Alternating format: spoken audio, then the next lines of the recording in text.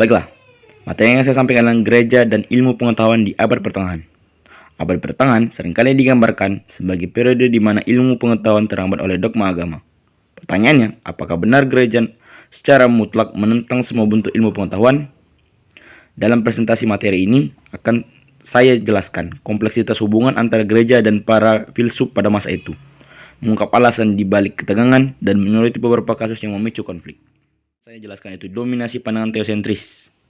Tujuan utama yang dimana dalam dominasi pandangan teosentris ini terdapat 2 poin utama yang saya akan jelaskan. Yang pertama, tujuan utama kehidupan. Di abad pertengahan, masyarakat Eropa sangat didominasi oleh pandangan teosentris, di mana Tuhan adalah pusat dari segala eksistensi. Tujuan utama kehidupan adalah keselamatan jiwa dan pemahaman akan kehendak ilahi. Ilmu pengetahuan, jika tidak sejalan dengan dogma gereja atau agama, seringkali dianggap tidak relevan atau bahkan berbahaya.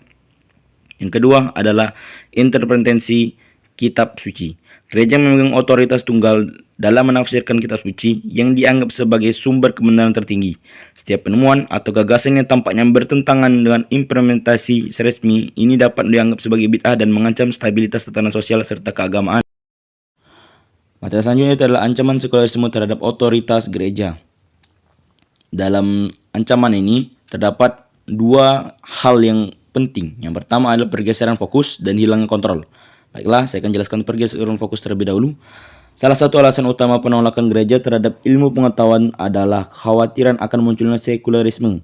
Ilmu pengetahuan dengan penekanannya pada akal dan observasi secara langsung berpotensi menggeser fokus dari dimensi spiritual atau keagamaan ke dunia material atau ilmu pengetahuan. Ini dianggap sebagai ancaman langsung terhadap otoritas dan relevansi gereja dalam mengatur kehidupan sehari-hari. 2. Hilangnya kontrol. Gereja khawatir bahwa pemikiran independen yang didorong oleh ilmu pengetahuan dapat mengurangi kontrolnya atas masyarakat. Jika individu mulai mencari kebenaran di luar dogma gereja, maka kekuatan intuisi gereja akan terkikis, dan ini adalah sesuatu yang ingin mereka hindari dengan cara sengaja. Selanjutnya adalah empirisme dan metode ilmiah. 1. Penekanan pada pengamatan.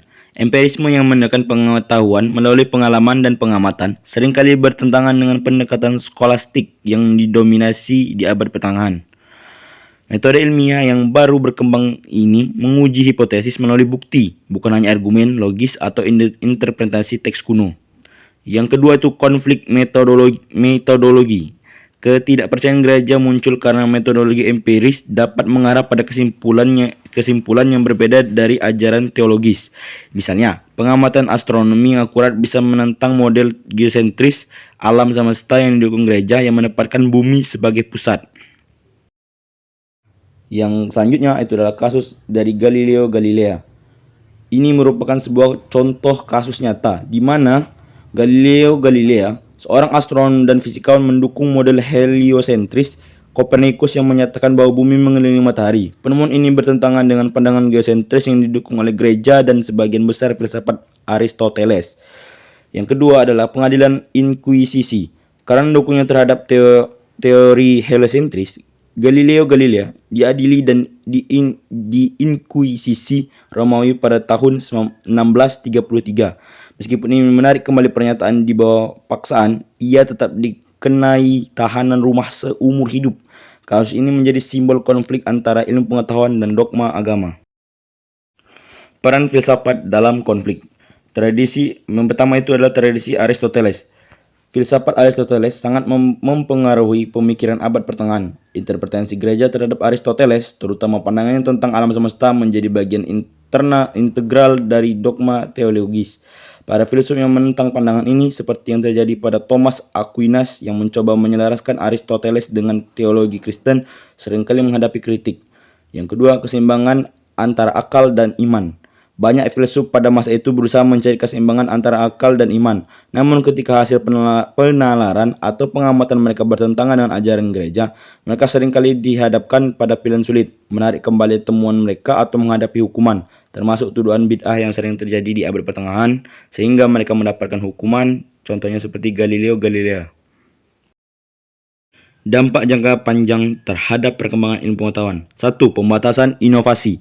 Penekanan pada dogma dan penekanan terhadap gagasan baru memang menghambat laju inovasi ilmiah di beberapa bidang selama abad pertengahan, terutama yang berkaitan dengan kosmologi dan biologi. Yang kedua, perkembangan tersembunyi.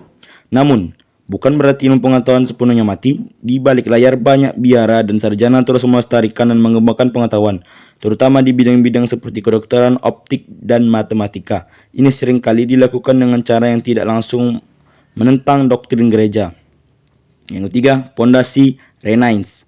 Meskipun ada kendala, periode ini sebenarnya meletakkan beberapa pondasi penting bagi Renaissance dan revolusi ilmiah, warisan teks-teks kuno, dan perkembangan logistik skolastik yang memberikan landasan intelektual yang pada akhirnya akan digunakan untuk menentang dogma. Kesimpulan dan refleksi. 1.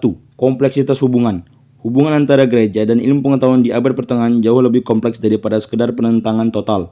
Ada nuansa dan periode di mana ilmu pengetahuan didukung, asalkan tidak mengancam dogma inti. Yang kedua adalah ketakutan akan perubahan. Penolakan gereja lebih didorong oleh ketakutan akan hilangnya otoritas dan stabilitas sosial keagamaan yang telah mereka bangun, daripada penolakan mutlak terhadap pencarian kebenaran. Yang ketiga adalah pelajaran sejarah. Kisah ini mengajarkan kita tentang pentingnya dialog terbuka antara institusi serta risiko ketika dogma dan kekuasaan menghambat eksplorasi intelektual dan penemuan baru. Ini adalah pelajaran yang relevan hingga hari ini.